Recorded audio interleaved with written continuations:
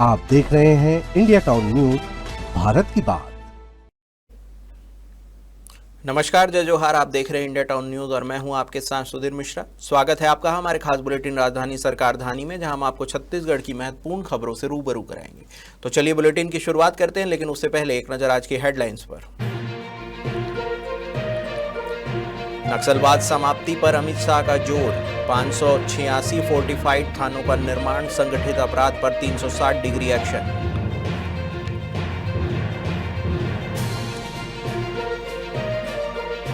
DGIG conference के दूसरे दिन की बैठक शुरू, प्रधानमंत्री नरेंद्र मोदी और गृह मंत्री अमित शाह हुए शामिल। 12 घंटे तक चलेगा सत्र। राजस्व वसूली में पिछड़ा रायपुर निगम, अब तक 100 करोड़ ही जुटा पाए, लक्ष्य पूरा करना बड़ी चुनौती।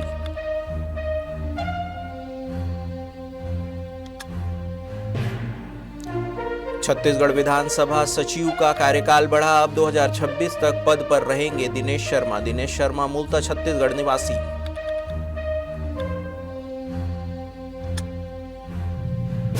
छत्तीसगढ़ कांग्रेस में बड़ा फेरबदल, 41 जिलाध्यक्षों की नियुक्ति, रायपुर में मेनन और बंजारे कांग्रेस जिलाध्यक्षों की नई सूची जारी। तो चलिए खबरों की शुरुआत करते हैं राजधानी की खबरों से। केंद्रीय गृह मंत्री अमित शाह ने अगले अखिल भारतीय पुलिस महानिदेशक यानी कि डीजीएसपी पुलिस महानिरीक्षकों आईजीएसपी सम्मेलन से पहले नक्सलवाद को समाप्त करने पर जोर दिया है। शाह ने छत्तीसगढ़ के रायपुर में आयोजित 3 दिवसीय 60वें डीजीपी आईजीएसपी सम्मेलन को संबोधित करते हुए बयान दिया है। आपको बता दें कि गृह मंत्रालय के एक बयान में शाह के संबोधन का हवाला देते हुए कहा गया है कि गृह मंत्री ने विश्वास व्यक्त किया है कि अगले डीजीएसपी आईजीएसपी सम्मेलन से पहले देश में नक्सलवाद के खतरे से पूरी तरह मुक्त हो जाएगा। नक्सलवाद के पूर्ण उन्मूलन के लिए प्रधानमंत्री नरेंद्र मोदी के नेतृत्व वाली सरकार द्वारा उठाए गए कारगर कदमों का जिक्र करते हुए गृह मंत्री ने कहा है कि केंद्र ने पिछले 7 वर्षों में 586 किलेबंद पुलिस थानों का निर्माण करके सुरक्षा तंत्र को मजबूत किया है। गृह मंत्रालय ने कहा कि परिणाम स्वरूप नक्सल प्रभावित जिलों की संख्या 2014 से 126 से घटकर आज केवल 11 रह गई है। सम्मेलन में गृह मंत्री ने कहा कि मोदी सरकार ने देश के लिए नासूर बन चुके 3 हॉटस्पॉट नक्सलवाद, पूर्वोत्तर और जम्मू कश्मीर का स्थायी समाधान प्रदान किया और ये क्षेत्र बहुत जल्द देश के बाकी हिस्सों की तरह बन जाएंगे। 60वां Akhil Bharatiya DGP IGP conference के दूसरे दिन की बैठक शुरू हो गई। प्रधानमंत्री नरेंद्र मोदी, गृह मंत्री अमित शाह की अध्यक्षता में बैठक जारी है। बैठक में राष्ट्रीय सुरक्षा सलाहकार अजीत डोभाल समेत देश भर के पुलिस और सुरक्षा एजेंसियों के शीर्ष अधिकारी मौजूद हैं। आज 4 सत्र होंगे जिसमें हर राज्य के डीजीपी प्रेजेंटेशन देंगे। राष्ट्रीय सुरक्षा और उभरती चुनौतियों पर फोकस और पिछली सिफारिशों के क्रियान्वयन का समीक्षा की जाएगी। इसके अलावा महिला सुरक्षा में तकनीक के बढ़ते उपयोग पर चर्चा होगी। जन आंदोलन के प्रबंधन और एक मजबूत तंत्र की आवश्यकता पर विचार, भारतीय भगोड़ों की वतन वापसी के रोड मैप पर मंथन, फॉरेंसिक के व्यापक उपयोग और सफल अनुसंधान पर जोर जैसे विषयों पर सत्र के दौरान चर्चा की जाएगी। आपको बता दें कि यह सम्मेलन देश भर के वरिष्ठ पुलिस अधिकारियों और सुरक्षा प्रशासकों को राष्ट्रीय सुरक्षा के विविध मुद्दों पर खुले और सार्थक विचार विमर्श के लिए एक महत्वपूर्ण संवादात्मक मंच प्रदान करता है।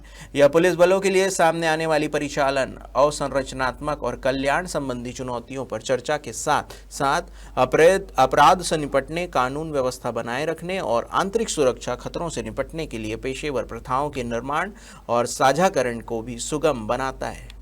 राजधानी नगर निगम इस वर्ष राजस्व वसूली के मोर्चे पर गंभीर संकट से जूझ रहा है। वित्तीय वर्ष 2024-25 के लिए 475 करोड़ रुपए कुल राजस्व वसूली का लक्ष्य निर्धारित किया गया था, लेकिन अब तक केवल 100 करोड़ रुपए ही वसूले जा चुके हैं। यह लक्ष्य का मात्र 20% है, जो निगम की वित्तीय स्थिति पर सीधा दबाव डाल रहा है। पिछले वर्ष की तुलना में इस साल वसूली की रफ्तार और भी धीमी है। पिछले वित्तीय वर्ष में इस अवधि की तुलना में लगभग 20 करोड़ रुपए की कमी दर्ज की गई है। आपको बता दें कि निगम आयुक्त विश्वदीप ने वसूली में तेजी लाने के लिए अधिकारियों को प्रतिदिन 1 करोड़ रुपए राजस्व वसूलने का लक्ष्य दिया था, लेकिन जमीनी हकीकत इससे बिल्कुल उलट है।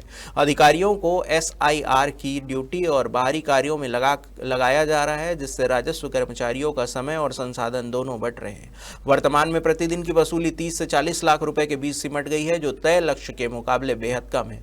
बचे हुए 5 महीनों में निगम को लगभग 390 करोड़ रुपए की वसूली करनी है, जो मौजूदा स्थिति में लगभग असंभव दिखती है।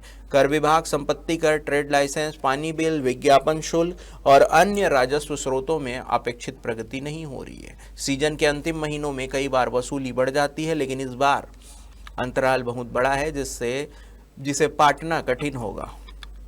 छत्तीसगढ़ विधानसभा अध्यक्ष डॉक्टर रमन सिंह ने विधानसभा सचिव दिनेश शर्मा का कार्यकाल 1 साल के लिए बढ़ा दिया है। शर्मा का कार्यकाल 30 नवंबर 2025 को समाप्त हो रहा था। 1 साल कार्यकाल बढ़ने पर अब वे 30 नवंबर 2026 तक विधानसभा सचिव के पद पर रहेंगे। दिनेश शर्मा मूलतः छत्तीसगढ़ के रहने वाले हैं। उन्हें डॉक्टर चरणदास महंत ने विधानसभा अध्यक्ष रहते विधानसभा सचिव बनाया था। उन्होंने विधानसभा अध्यक्ष डॉक्टर रमन सिंह के साथ भी करीब 2 साल का कार्यकाल पूरा कर लिया है।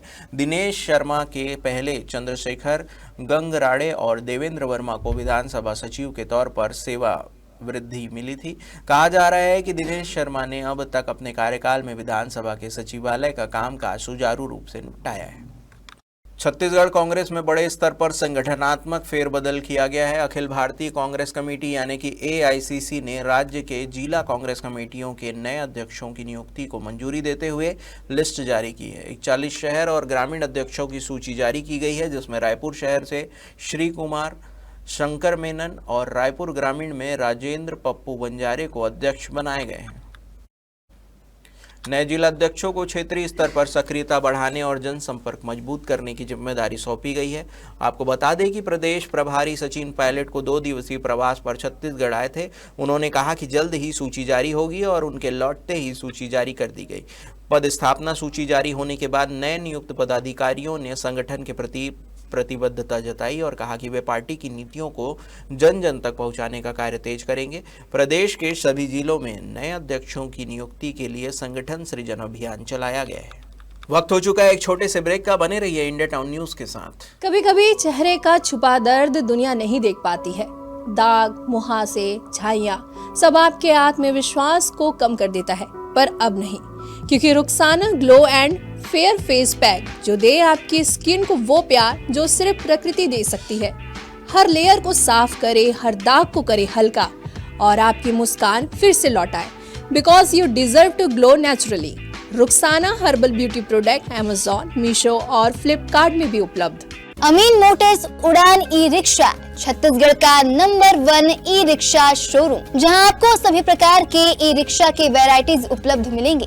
हमारा ई रिक्शा काफी मजबूत है और ये सालों साल चलता है, तो आज ही घर ले आइए RTO इंश्योरेंस के साथ। हमारा पता है अमीन मोटर्स, प्यारेलाल चौक, GE रोड, न्यायालय के पास, राजनांदगांव। 9827 174038 7724047008।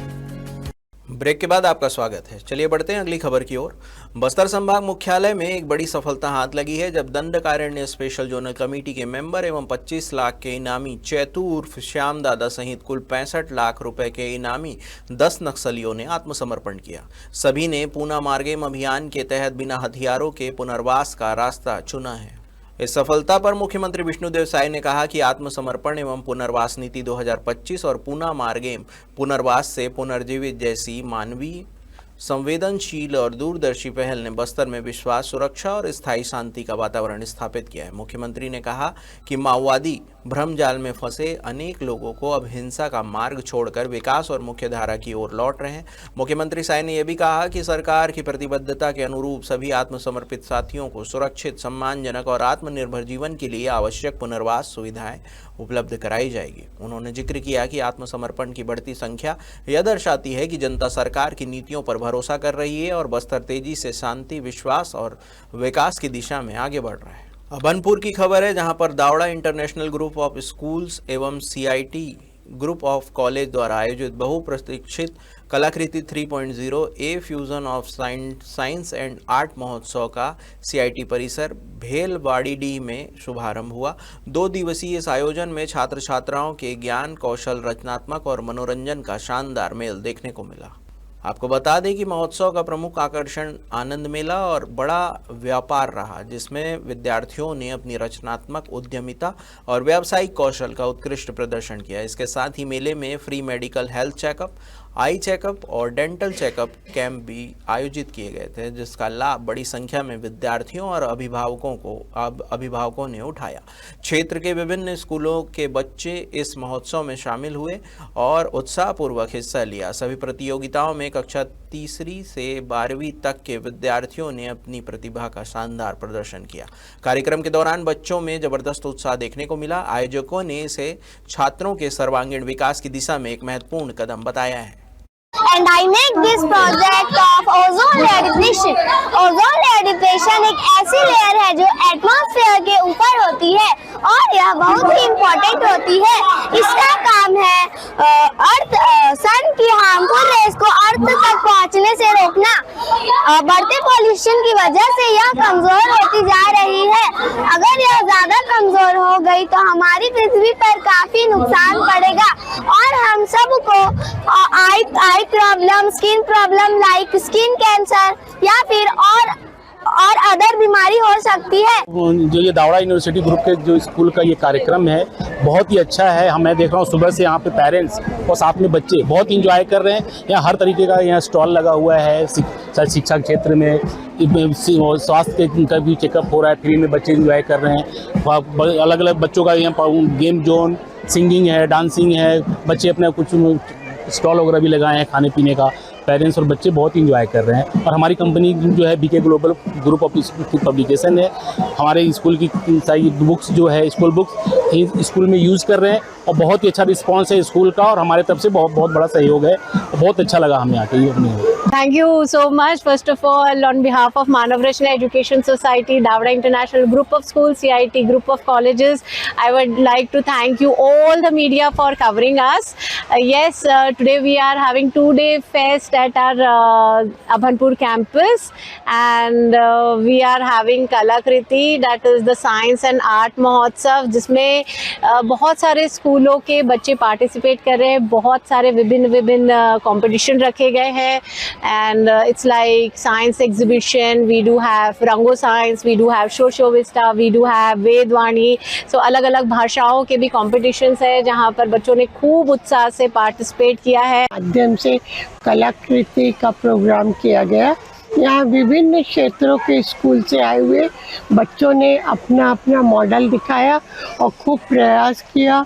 मैं ये नहीं चाहती कि उन लोग असफल हो, और यदि असफल हो जाएंगे तो नेक्स्ट ईयर वो प्रयास करेंगे और जो सफल होंगे वो बधाई के पात्र रहेंगे। इसी तरह बच्चों का ज्ञान बढ़ता रहता है और इसी तरह बच्चे आगे बढ़ते रहें। यही शुभकामनाएं, यही आशीर्वाद मैं देती हूँ बच्चों को। महात्मा ज्योतिबा फूले की पुण्यतिथि के अवसर पर मरार पटेल समाज अभनपुर राज्य एवं छत्तीसगढ़ सर्व समाज संगठन रायपुर संभाग के संयुक्त तत्वाधान में अभनपुर स्थित शाकंबरी भवन में संगोष्ठी आयोजित की गई। संगोष्ठी में विभिन्न क्षेत्र से आए विद्वानों, चिंतकों और विशिष्ट व्यक्तियों ने फूले के जीवन, संघर्ष और उनके समाज सुधारक विचारों पर विस्तार पूर्वक चर्चा की। वक्ताओं ने कहा कि महात्मा ज्योतिबा फूले के विचार और उनके कार्य आज की सामाजिक परिस्थितियों में भी उतने ही महत्वपूर्ण हैं जितने उनके समय में थे। संगोष्ठी में सर्वसम्मति से यह मांग उठी है कि महात्मा ज्योतिबा फूले के जीवन और योगदान को स्कूली पाठ्यक्रम में शामिल किया जाए ताकि बच्चों के प्रारंभिक स्तर से ही समानता, शिक्षा और सामाजिक न्याय के मूल्यों का विकास हो सके। इसके साथ ही विभिन्न चौराहों, सार्वजनिक स्थलों और विद्यालयों में ज्योतिबा फूले और माता सावित्रीबाई फूले की प्रतिमाएं और छायाचित्र स्थापित करने का प्रस्ताव भी रखा गया। वक्ताओं ने सरकार से प्रदेश के सभी स्कूलों में फूले दंपत्ति के छायाचित्र उपलब्ध कराने की अपील की ताकि नई पीढ़ी उनके योगदान से प्रेरित हो सके। आज विचार संगोष्ठी कार्यक्रम जो कि महात्मा ज्योतिबा फूले जिनकी आज पुण्यतिथि है, आज उन्हें श्रद्धा सुमन अर्पित करते हैं, नमन करते हैं। ऐसे महापुरुष जिनका पूरा देश में एक योगदान रहा है उनके योगदान को आज पूरा देश नहीं भूल पाएगा, क्योंकि उन्होंने शिक्षा के क्षेत्र में जो एक क्रांतिकारी विचार लाए, आज जिसके कारण ही महिलाओं को शिक्षा का अधिकार मिल पाया। उन्होंने समाज में जो कुरीतियां थी, उस कुरीति को दूर करने के लिए बीड़ा उठाया और पूरा अपना जीवन न्यौछावर कर दिया समाज के उत्थान के लिए। ऐसे महापुरुष को हम उनके जयंती या पुण्यतिथि पर भी स्मरण कर पा रहे हैं। आज ज्योतिबा फुले जी की पुण्यतिथि है और ज्योतिबा फुले जी एक श्रेष्ठ समाज सुधारक थे। उनके संबंध में, उनकी जीवनी के साथ हम एक विचार संगोष्ठी में सम्मिलित हुए हैं, जो आज के परिदृश्य में बहुत ही प्रासंगिक विषय है। और ऐसे विषय को रखते हुए हम सब ने विचार किया है कि ज्योतिबा फुले जी की जीवनी का विस्तार समाज के लिए बहुत आवश्यक है और ऐसे महान समाज सुधारक की जीवनी को सबको जानना चाहिए। समाज के हर वर्ग के उत्थान के लिए, महिला शिक्षा के लिए, जाति व्यवस्था की कुरीतियों को दूर करने के लिए उनके विचार बहुत ही प्रासंगिक सिद्ध होंगे। गरियाबंद की खबर है, जहां पर सरकारी समर्थन मूल्य पर प्रदेश में हो रही धान खरीदी के बीच पड़ोसी राज्यों से अवैध रूप से धान खपाने का क्रम जारी है। इस कड़ी में अमलीपदर पुलिस ने 611 कट्टा धान के साथ ट्रक को जब्त किया है। आपको बता दें कि देर रात मुखबिर से मिली सूचना पर कार्रवाई करते हुए अमलीपदर पुलिस ने कांडेकेला के मक्काबाड़ी में डंप धान और ट्रक को जब्त किया।